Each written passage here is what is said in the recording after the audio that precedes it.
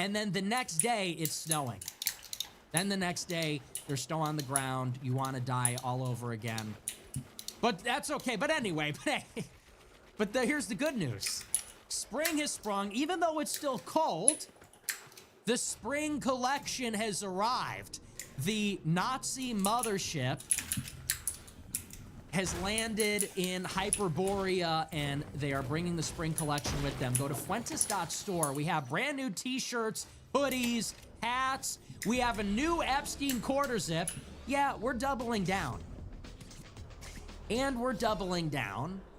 We have fresh, brand new merch. Check it out. It actually crashed the website earlier. Fuentes.store. We have a brand new Nick Fuentes and Candace Owens t-shirt. We have the white Jeffrey Epstein quarter zip in white and blue. We have, for the first time, a matching white America First hat. There's a lot of good stuff on there. It is acclaimed. People are loving it, and they're buying a lot of it. There is a Groy Betts cropped t-shirt that apparently all the guys are gonna wear. Hey, I'm not complaining. No, I'm kidding. I didn't mean it. It's a joke. No, but seriously, what is it about these performative males? Do these performative males have a single unique experience? So we put up a Groy Betts. It's kind of like a feminine shirt, and it's cropped. It's like a boxy cropped shirt. It's for girls. And I see all the performative males saying, oh, I'm gonna buy it. I'm gonna wear it to the gym. Oh, really? You're gonna wear a shirt made for girls? Why? Because you're alternative? Because you're so different? Yeah, you're not like those chuds. Yeah, sweetheart. Yeah, you're not like those other chuds. You're different. You're alt. You're quirky. Yeah, okay. What's the other hot take? Are you drinking matcha? Are you gonna wear your Groy Betts crop shirt and drink matcha? You fucking performative asshole. No, I'm kidding about that. But I did see that. I saw a bunch of, and I'm not gonna name any names, but I saw Ignatz, I saw Chad Champion, I saw Blanky Brandt. I saw a lot of people say, oh, I'm gonna wear the crop shirt. Oh boy, you're different. Hey, like I said, I'm not complaining. And that's not pause. No. But hey, you know what? Buy the shirt, Goyam. Okay? Yeah. Cough it up. Yeah, buy the shirt. You think I give a shit, Goyam? Just buy It's the just merch. impossible, you know? No, I'm kidding. But it is pretty cool. Some of the girls are getting it. Mostly it's guys getting it. I can live with that. I'm fine with that. As long as the merch is flowing. Okay? Fuentes.store. The merch nerd told us to tell everybody it's screen printed. I don't know what that means, but the merch nerd told us to tell you it's all screen printed. This is high quality stuff, okay? I'm trying not to make Illuminati hands. Every time I do this, people say he's in the Illuminati. I just like this one. But the merch nerd said to tell you, the Loot Goblin said it's all screen printed. So this is high quality stuff. This is good stuff. And I like it. And I'm gonna get a lot of it, and I'm gonna be wearing it. I'm gonna get the gym shorts. I'm gonna get the crop Groy Betts shirt. I'm gonna get the distressed AF hat. And I'm gonna look like a disgusting chud. I'm gonna look like a cool performative chud. And it's great. So check it out, Fuentes.store. Also, if you want to support the show, subscribe and become a Plus member at AmericaFirst.plus. You know, you're not a real fan if you don't take it to that next level and become a Plus member. Are you really a fan if you're not a Plus member at least? $15 a month. That's nothing in this economy. That's nothing. You can afford Very nice. that. You gotta show him some love there. AmericaFirst.plus is $15 a month. You get access to the whole archive, every episode of the show, the speeches, the everything, MP3 format, downloads, RSS feed. It's all there. And you get to watch the most recent 5 episodes for free on the website. So it's got a great video player. You can just try it out. Trial run. $100 a month, you get in the exclusive $100 a month club that I am in. And I'm in the group chat dropping lore, dropping content, trauma dumping, hanging out, chopping it up. And it's pretty, you know, it's good stuff. I talked to a Groipette. She said she met her husband in the chat. Can you believe that? And that's a real story. I was talking to one of the Groipettes. Don't read too much into that, okay? But I was in the group chat, and one of the Groipettes said she met her husband in the $100 a month group chat. Now, I'm not saying you should sign up for that, because if you do, that's a little gross. I'm going to be honest. You're there to get the content. You're not there to hook up, okay? But it's a testimonial. Don't ever say we're anti-family. We're making, hey, in spite of my best efforts, Groipers are having families. In spite of my best efforts to destroy the family and the white race, okay, as my critics like to say, in spite of my best efforts to turn young men away from marriage and everything, it's happening regardless. So check it out, AmericaFirst.plus, $100 a month club, the group chat with me. All right, we're gonna move on. We're gonna get into it. I apologize that I'm so late tonight, but you know, I don't care anymore. I don't care anymore. This is when I felt like going live. I almost feel good about, I almost feel like I'm sticking it to the wages, because I was thinking tonight in the shower, I'm so late. And I just breathed a heavy sigh, said, late again. My buddy texted me, he said, I thought you were going live early this week. I said, I know I said that. But then I thought, you know, this show is not for wages. It isn't. This show is, you know, if you're a wagey, catch the fucking replay. This show is for the dreamers, the strivers, those that are burning the midnight oil. This is for the thoughtful people that are stirring late at night, tossing and turning, the restless, the tortured, the obsessed. That's who the show is for. And so I think about, this show is for all those people that are awake at midnight at 1 a.m. when all the wagies are asleep in bed, dreaming of shekels, dreaming of time off from their boss. You see these memes lately? They show a picture of like a cow, and they say, hey boss, can I get some paid time off? Can I take Friday off?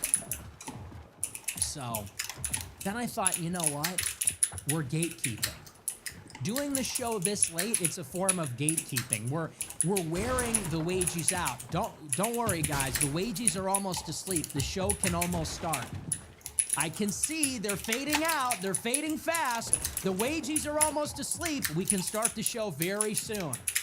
This show is for the noble soul, okay? The nobility of the soul. But anyway, that's just cope. I'm just lazy. That's it. But anyway, we're going to move on. We're going to get into it. There's not too much else to say. It's pretty slow. How about this stuff with the TSA? That's not going to end. That's not going to have a happy ending, I don't think. Have you guys been seeing this TSA stuff? Don't fly into Houston, apparently. I don't know why that is. Seems like O'Hare, no problems. They say these other airports, Baton Rouge, Dallas, Fort Worth, no problems. But then they say that, what the fuck is happening at Houston? What is going on over there? Have you seen this? I'm seeing these tweets where people are like getting in line 8 hours early and they still are not through security. And they got to push their flight back by like 2 days. What is going on over there? This is our country now. This country is just like, could you imagine that happening in China? Could you imagine that happening in a serious country like the Emirates or China or Singapore? Like you fly into the airport and then you can't leave because it takes 8 hours plus to get through security because the government can't approve funding for the vital security services. This is why I always say Hitler needs to come back, because it's like, we can sort of just agree to disagree. Just fund the TSA. Just fund the TSA. Just control the border. Why is this hard? Just kick all the crackheads off the subway. Why is this difficult? Anyway, that's the only other thing I can think of that's really going on. It's sort of like two tracks. You've got the Iran war, and then you've got the TSA meltdown. And I feel like those things might converge. Is anyone else getting a little freaked out? Because simultaneously, they're saying we're in this stalemate with Iran. Israel wants the war to go on forever until Iran is annihilated. We are looking for a way out. And people are saying there's no way we're ever going to do what is necessary to topple Iran's regime. It's not politically feasible. Am I the only one that feels like we're in the beginning of a disaster movie? It literally feels like the prologue to a disaster movie. This is like the opening scroll. It's like there's a divided government. Gridlock has seized Washington. We're going on 40 days of a partial government shutdown. Republicans and Democrats cannot agree to fund vital airport security services. Meanwhile, the storm clouds have come in over the Middle East, and we've been plunged into a conflagration against Iran. And it's one of these things where it's like, had a lot of incredible people at Epic, it's going to be another one of those numbered days. Pearl Harbor, 9/11, this thing that's about to happen. Well, they talked about how the TSA was shut down in the middle of the war, and that's how so-and-so was able to slip through the radar and, you know, do whatever. And I'm not, listen, hey, FBI. I have no prior knowledge of anything. I'm just saying, I can't be the only one that's thinking that. Am I the only one? And I'm not saying something's going to happen necessarily, but seems like a bad combination to be at war with a country that put out a fatwa and called on all Muslims to kill us out of revenge. And at the same time, Homeland Security and the TSA, which were built after 9/11, are currently defunded. Seems like a bad idea. Seems like a bad mix. Doesn't go together. War against Iran, international fatwa, Muslims rise up and kill Americans out of revenge. Also, by the way, TSA is defunded. They're all calling out sick. Seems like a recipe for one of those funny numbers, one of those funny little numbers coming up on the radar. But that's just me. Maybe I'm just conspiratorial, but that's what it feels like to me. Anyway, I would be remiss if I didn't warn you. But we're going to move on. We're going to get into the show, and our featured story is all about this diplomacy with Iran. We're picking up where we left off yesterday. Iran war, day 25. As you know, we are in a stalemate. Strait of Hormuz remains closed. Iran is still attacking Israel, mostly now. Less so the Gulf countries with missiles and drones. The U.S. president is looking for a way out of the conflict without disgrace. So it appears the Pentagon is pursuing a policy of escalating to de-escalate. He wants to strike a critical blow against Iran, a critical hit, to increase his leverage so that he can force Iran to make concessions and make a surrender with honor, a retreat, a withdrawal with honor, bring an end to all this economic pain, replenish our standoff weapons and anti-missile systems, and prepare for the next battle, prepare for the next stage in our ongoing confrontation with Iran and its proxies in the Middle East. That's very clearly what's going on. And where we left off yesterday is discussing this big ultimatum that was given over the weekend. As you know, on Saturday, Trump pledged that if Iran did not open up the Strait of Hormuz in 48 hours, that he would bomb their power plants and electrical grid. This would be a war crime because the electrical grid and power plants are civilian infrastructure, not military assets. And so technically speaking, and I think it's a little gay, but it is also true, to do this would be a war crime. It would also be a significant escalation because Iran pledged almost immediately that in the event the United States carried out those attacks, Iran would retaliate against energy resources in the Gulf, and not just energy, but also other civilian infrastructure like desalination. which the Gulf depends upon for their fresh water for drinking and other uses. And so almost immediately people recognized this is a very dire situation. It's a lose-lose. We know that Iran will not back down, and why would they? They have all the leverage here. They have an irrepressible ability. It is not able to be suppressed to close the Strait of Hormuz with mines, drones, and missiles. They're also exerting pressure on Israel, on the Gulf countries, and on the U.S. military. If the U.S. crosses that red line, climbs up the escalation ladder, climbs up to that next rung, and makes it an energy war, well, Iran will respond in kind, and they have escalation dominance right now. So you have two bad options. Iran, if they won't open the strait, forces Trump to escalate the conflict, and this worsens the energy situation and the economic situation. It also, I think, draws us further into the conflict, makes it harder for us to exit. But if Trump does not follow through, then it compromises our credibility. If we make a threat in no uncertain terms, in literally all capital letters, and we don't follow through, then we lose our credibility, we lose our deterrent threat, and that actually also makes it more difficult to exit the conflict if we're not able to bluff or deter Iran from continuing the conflict and the closure of the strait. So all eyes were on Trump on Monday. What is he going to do? Is he going to chicken out like he always does, or will he actually escalate the conflict out of impatience? Well, the answer came yesterday morning. We covered this last night. Trump said he would not follow through on the ultimatum because he said there is a peace process underway. This is news to everybody, including the Iranians. Trump said yesterday morning, I'm not going to follow through on the threat. I'm actually going to postpone the ultimatum for another 5 days. So he said it's not off. He said, I'm going to give Iran another 5-day grace period to open up the strait to give Iran one last chance at a diplomatic resolution. If they agree to open up the strait, then we can avert this. They got another 5 days. Now, he said that he's postponing that deadline because there has been substantial progress on peace talks behind the scenes. Now, everybody was immediately skeptical of this because people pointed to the timing. The threat came down on Saturday night after the markets had closed on Friday.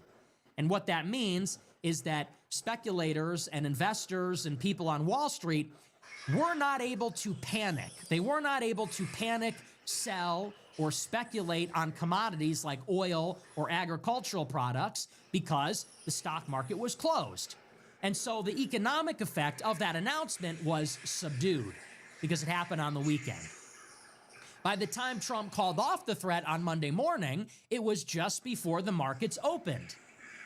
So the markets were relieved, and then the markets opened, and then speculators were pricing in that there was a relatively stable and calm situation in the Middle East, rather than expecting the war to escalate beyond everybody's control. So immediately people were skeptical and said, is this just a bid to reassure the markets, or is there a real peace deal? Well, there were reports yesterday that apparently there are some discussions happening behind the scenes.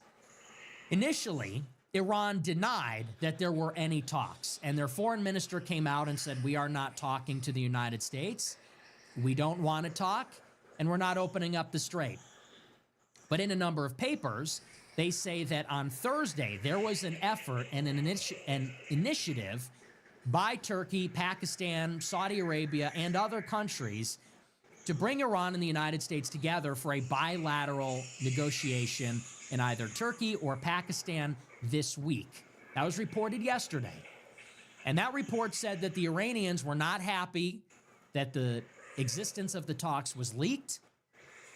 They are distrusting of the United States. But apparently, there is some semblance of a negotiation going on.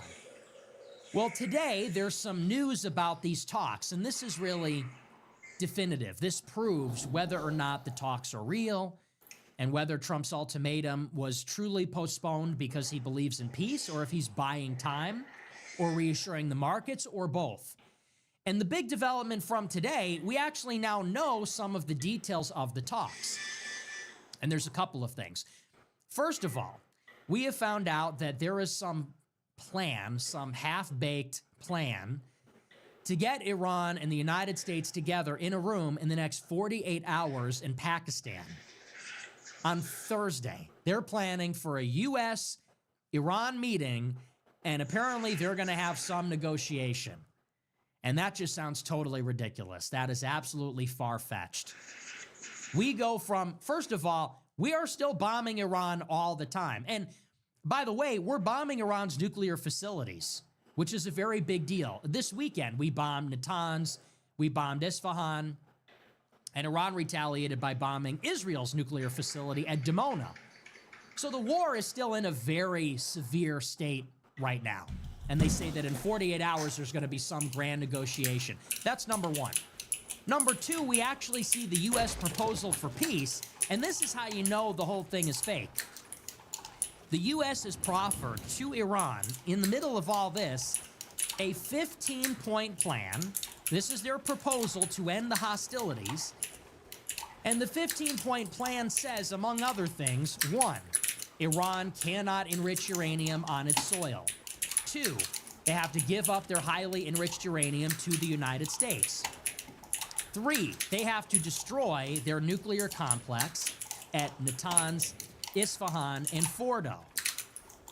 Additionally, it says Iran cannot have a ballistic missile program, and it says Iran has to stop all support for its proxies. Now, we talked about this yesterday. Iran has a proposal of their own, and it is the complete opposite of the U.S. proposal. Iran is demanding that they get reparations for the war. They want us to pay them. Iran says they want the United States to leave all its bases in the Middle East, and they want control over the Strait of Hormuz in perpetuity.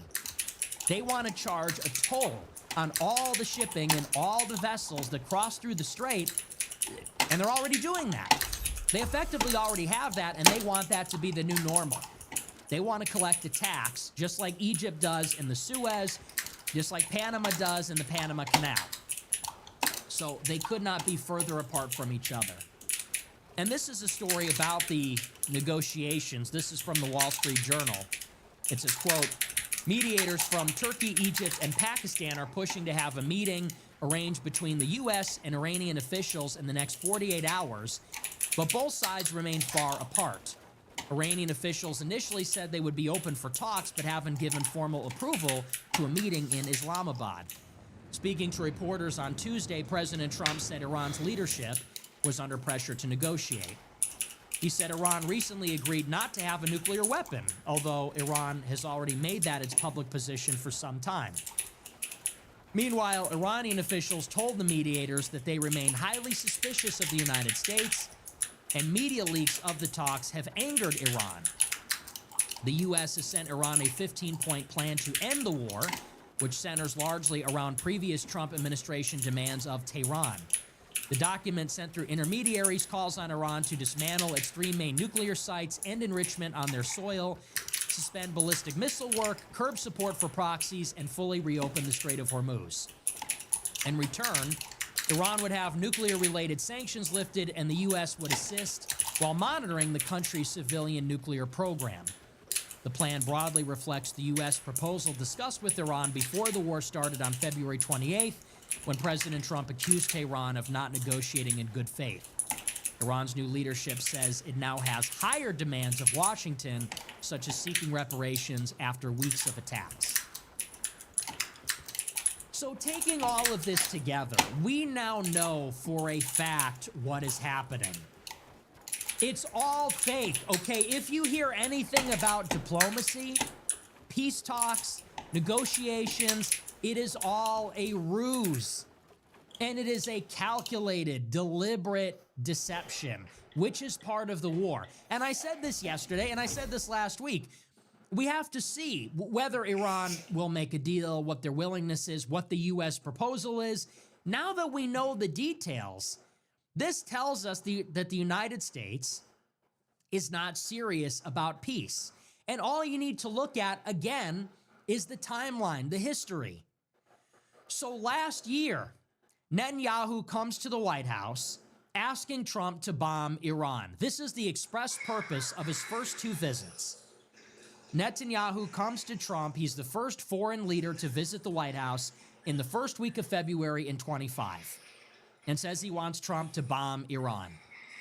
And Trump's national security advisor, Mike Waltz, is lobbying him on behalf of Netanyahu to bomb Iran, and Trump says no. Netanyahu comes back in the second week of April, once again wants Trump to bomb Iran. And what Trump tells Netanyahu is that he's going to give peace a chance. He wants 60 days. He's giving Iran a 60-day ultimatum to make a deal. And he sends out Steve Witkoff and the other negotiators to Oman and various locations, Rome and elsewhere, to make this deal. And what are the U.S. demands in April and May of 2025? They are as follows. The U.S. was demanding no enrichment, give up your existing stockpile of enriched uranium, and you have to dismantle your nuclear centrifuges. And that was it. Those were the only demands. And specifically, during the negotiations last year, Iran only agreed to negotiate in the first place if the negotiations only concerned the nuclear file.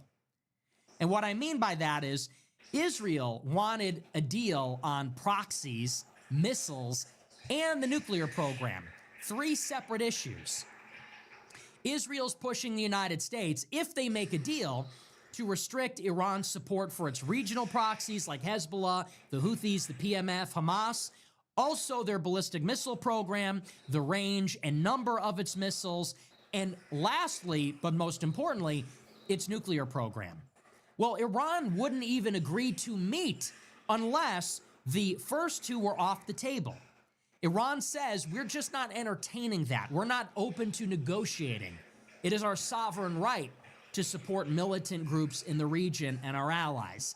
It is our sovereign right to develop a non-nuclear strategic capability, which is its ballistic missiles.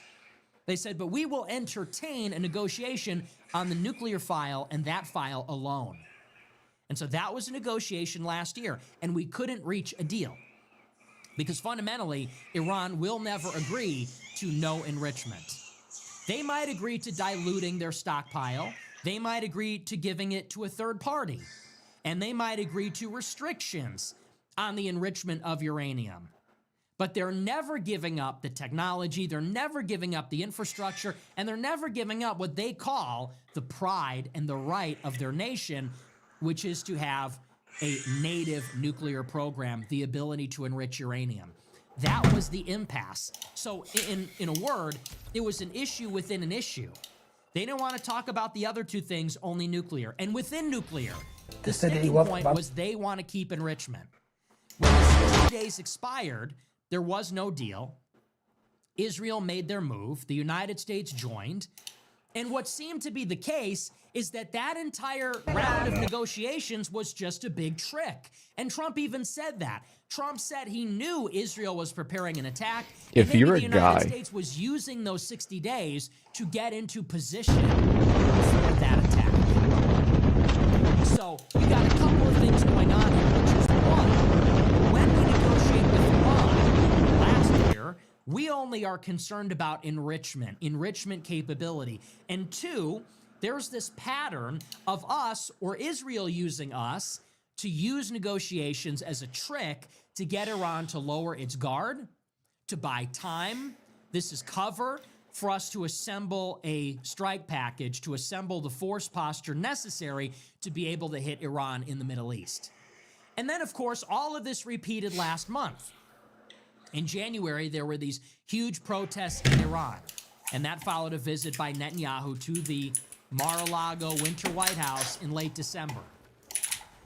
Trump came out once again and said that Iran has a deadline. We're giving them a deadline of 10 days, up to 2 weeks, to make a deal. And just like last year, there were more rounds of negotiations. And just like last year, Iran said, we only want to negotiate on nuclear. They said proxies and missiles are off the table. And just like last year, you had a good first and second meeting where you talked about the framework of negotiations, and then things fell apart when the United States brought its list of demands.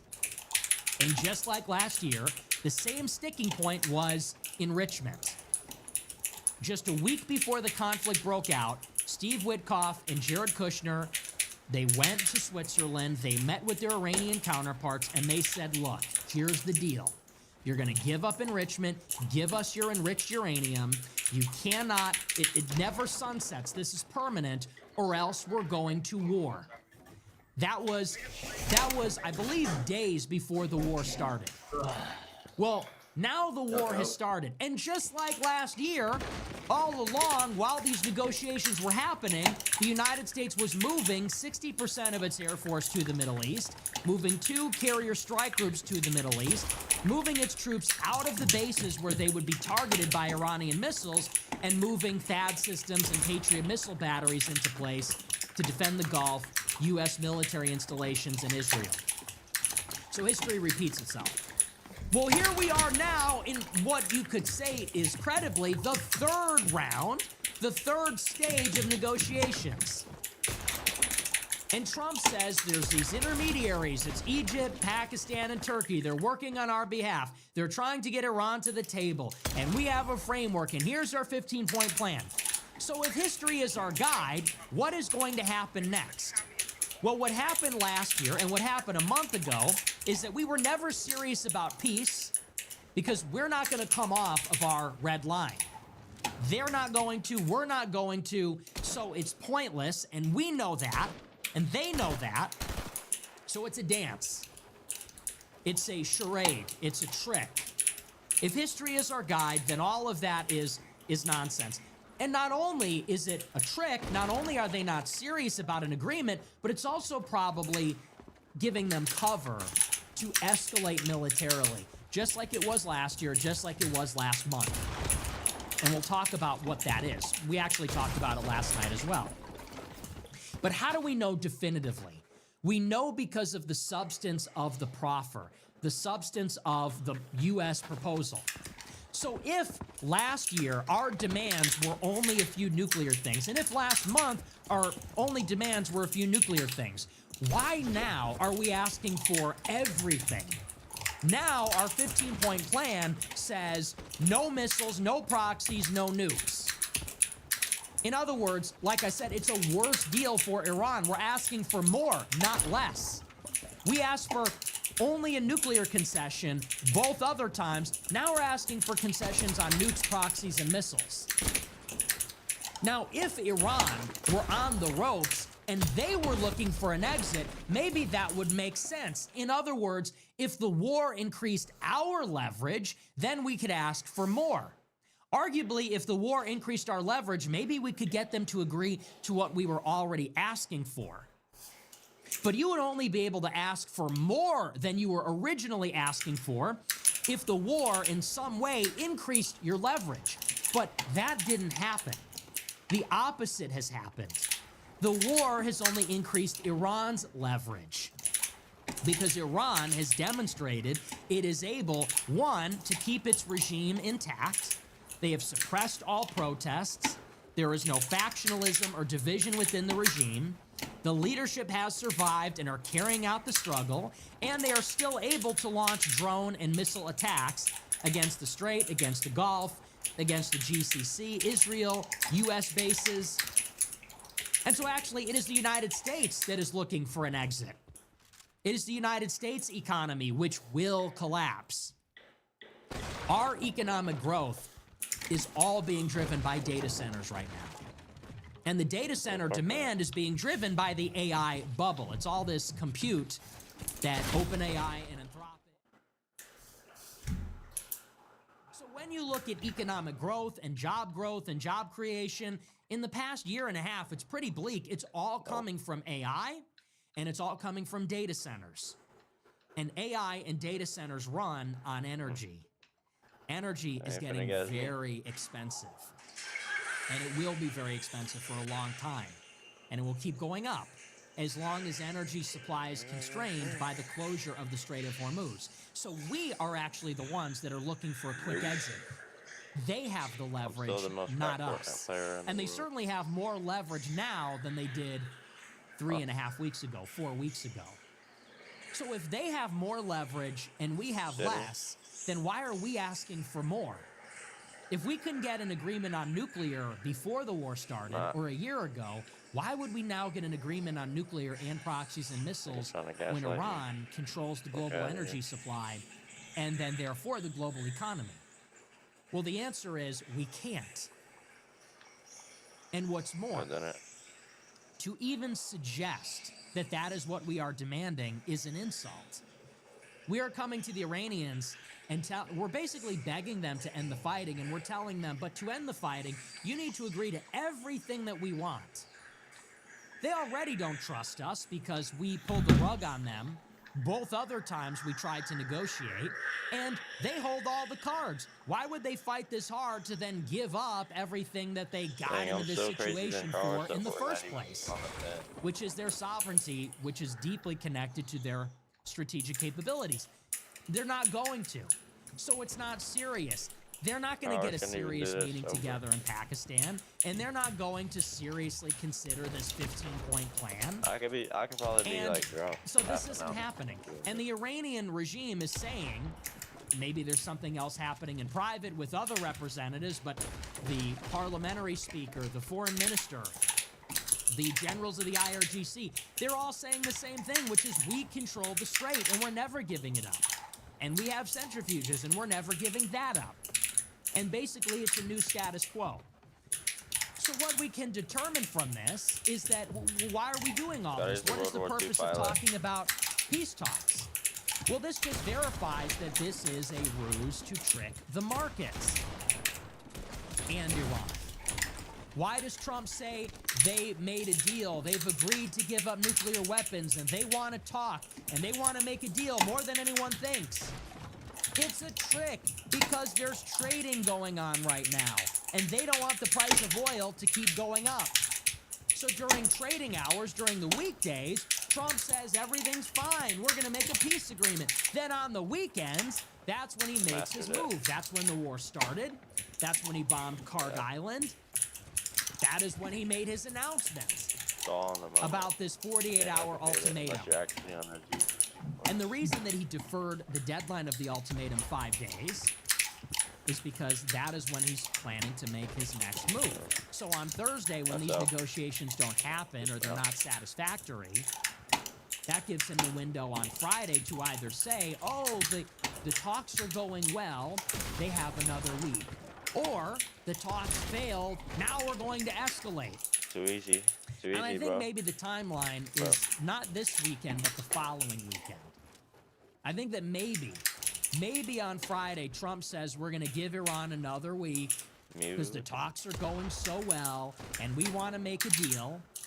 And what is happening in the background is that the United States is settling in for either a tactical blow against Iran of a different sort or a longer-term attritional war.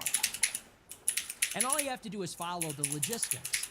Right now, you have only one carrier in the Middle East, the USS Abraham Lincoln, which is its oldest carrier. Its biggest carrier, the USS Gerald Ford, had to leave the Middle East and go to Greece because of some fire in the laundry facility, or so they say. So you got one of the carriers out of commission, it's going to be out for a week. Other big development, you've got a number of THAAD systems and other batteries moving into the Middle East from Asia and other parts of the world. And lastly, this is the big one, it was also confirmed today that an airborne unit is moving into the Middle East this week to reinforce a Marine unit that is already on the way, and they're going to arrive this weekend. And this is the story about that. This is also from the Journal. It says, quote, the Pentagon on Tuesday ordered a couple thousand paratroopers from the 82nd Airborne Division to deploy to the Middle East as President Trump declines to rule out putting U.S. troops on Iranian soil. U.S. officials approved written orders for soldiers from the division's 1st Brigade Combat Team and the 82nd's headquarters at Fort Bragg in North Carolina. Many of the soldiers are part of the division's immediate response force, a unit that is trained to deploy on 18 hours' notice for missions as varied as seizing airfields and other critical infrastructure, reinforcing U.S. embassies and enabling emergency evacuations. The Army deployment comes as 3 warships carrying 4,500 troops from the Tripoli Amphibious Ready Group near the Middle East. That group includes the 31st Marine Expeditionary Unit based in Okinawa, Japan, a specialized Marine Corps unit that includes 2,200 personnel, including an infantry battalion of about 800. Among the plans the administration is considering, according to officials, is a seizure of Karg Island, an Iranian island in the Persian Gulf, from which Tehran exports about 90% of its oil.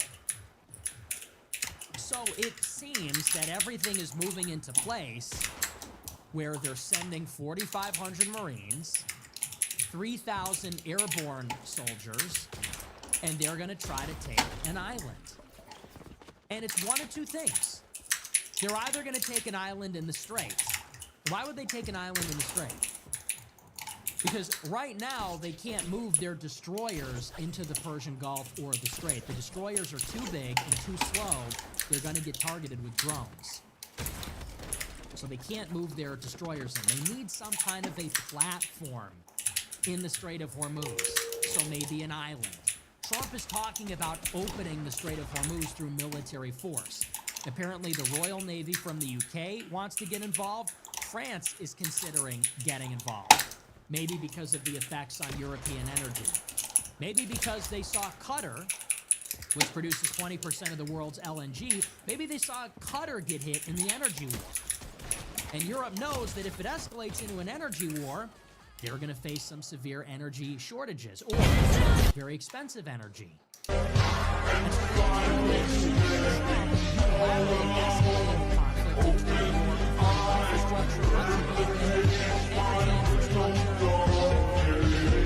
To solicit and to recruit the UK and France to draft them into forcibly reopening the strait, sailing through there. Maybe Iran doesn't want to attack those ships to draw them into the conflict, and they pave the way for a small special forces unit to take over one of those islands. And then the United States can say that Iran did not force us out of the conflict by closing the strait. The United States can say, we now control the strait. We control all the vital checkpoints. We control the Panama Canal. We control the Suez. We control the Strait of Hormuz. We've ripped it from Iran, taken their leverage, and now we can withdraw with dignity. Now we've diminished the pressure against the United States, and maybe we could even carry out the war longer. We can increase the pressure on Iran now that we have a reprieve from the pressure on the global energy market. Maybe that's the play. And all this talk of a peace agreement is to buy time to send this inconspicuous unit into the region to do a very daring operation. And they're risking it for a tactical blow. Maybe that's what is going on here. Maybe that's the plan. And that's what's being reported. This is just in the New York Times. This is in the Journal. This is in the Post. This is what the Pentagon is telling us. It could be misdirection. It could be disinformation. But either they're going to take an island in the Strait, or maybe, and I think this is less likely, they try to take Karg Island. The difficulty is I don't see how you get to Karg Island without controlling the Strait first. Karg is 300 miles northwest of the Strait. And if you're in the Persian Gulf, you're in no man's land. Because Iran has 800 miles of coastline from which they can shoot shoulder-mounted rockets off of the bed of a pickup truck going 100 miles an hour. They can launch drones. They can launch other projectiles. And you can't bomb the entire coastline in every position deep into the interior. So if you're in the Persian Gulf, you're in no man's land. Maybe they try to control the strait, and then they make a move on Karg. Maybe that's the plan. But it seems that history is repeating itself. This is Trump's MO, which is to flood the zone on Truth Social and on Twitter, and even behind the scenes, to flood the zone with all this conflicting information. And one day he says it's going to go on forever. The next day he says we already won, saying he wants to make a deal, floating that other people are going to negotiate. And in the meantime, they're preparing to escalate, to de-escalate, escalating the fighting so that they can withdraw with honor, so they can withdraw with some concessions. Or they don't even withdraw, they keep the war going. The other side of this is that our other partners in the region, they don't want it to be done anymore. The United Arab Emirates and Saudi Arabia, they're now lobbying the United States to keep the war going. Initially, they wanted it to be over quickly, but now they see that as long as Iran has missiles, they are a long-term threat to the stability of the Gulf. And that is because as long as Iran can make missiles, then the Gulf is within range. And as long as the Gulf is within range of hundreds of drones and missiles, then they can never be certain that their non-oil industries, their non-oil economic sectors are going to be safe. The Saudis and the Emiratis are trying to reinvent themselves. They're trying to get away from oil, mostly the Saudis, less so the Emiratis. They're trying to build an economy that is based on tourism, capital markets, banking, finance. They're building these world wonders, building and bringing in all sorts of entertainment venues.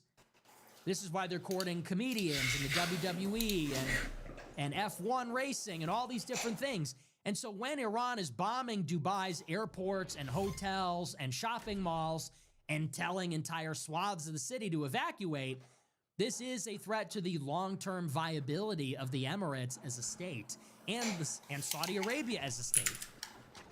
Unlike Iran, these are much smaller countries in terms of population, with a huge population of foreign workers, and they don't have much going for them besides the energy, which, if global trends continue, is on the downswing. It's going to cost less and less as time goes on. And so now the Saudis and the Emiratis are lobbying the United States not to leave the conflict until Iran is toppled. So entering the strait, freeing it from the Iranians and opening up global shipping to the extent that's even possible. Some people think that puts us in a position where we can withdraw. Maybe that puts us in a position where we can keep going. We can keep going with impunity. And then the pressure is on Iran. And I wouldn't be surprised if that's the real play. If the Saudis are back, because the Saudis are entering the conflict more now than ever. They're allowing the United States to use their airspace and their air bases, which previously they were unwilling to do. And they're even considering entering the conflict directly. So maybe that's the plan here. The other thing I wanted to get into tonight, briefly, before we take the super chats, I sort of already talked about it. There seems to be another play that is happening simultaneously, which is to get J.D. Vance and his reputation to be saved from this catastrophe in the Middle East. And this has everything to do with Joe Kent and Tucker and all these other people. I'll be brief about this, but I feel like I'm the only one that is pointing this out.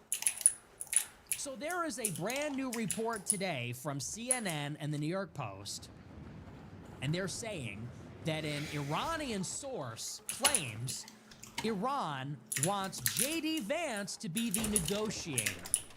If Iran engages the United States at all, there's an unnamed Iranian source that says they want that negotiator to be Vice President Vance. Because they say they can't trust Jared Kushner, they can't trust Steve Witkoff, they can only trust Vance.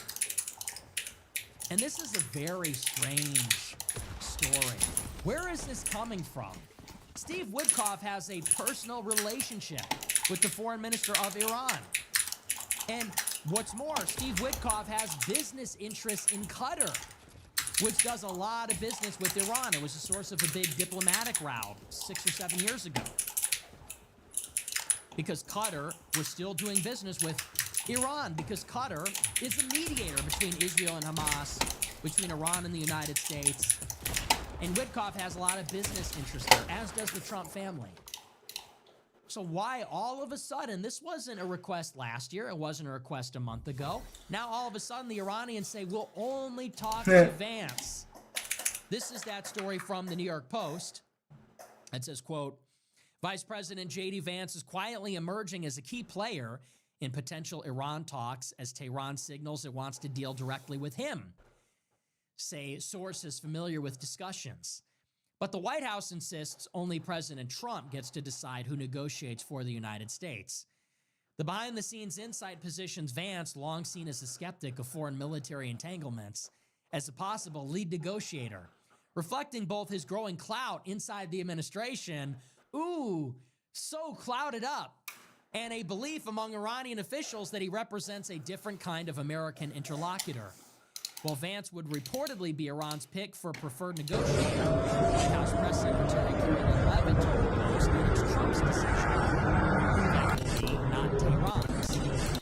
On Tuesday, The Guardian reported that Tehran officials didn't want to deal with envoy Steve Witkoff or Jared Kushner, who previously led the talks. I'm not gonna lie, it's The quite hard. newspaper cited Pakistani sources listing Vance as the preferred alternate. Most A White men House or official less said the men are story having is sex than utterly ever before. false. It's an obvious op Reason sourced $20. entirely Nick, to you look very anonymous handsome. sources, Much love from and a MN. Is coordinated it weird I'm foreign attracted to older men? propaganda Him said campaign meant to undermine the president. The source said they want to deal with the Bismillah. vice president because he's anti-war. Super interesting. So who is the Iranian and Pakistani source? We'll only talk to the fearless and noble Vice President J.D. Vance because he's America first. He's anti-war. That's not true at all.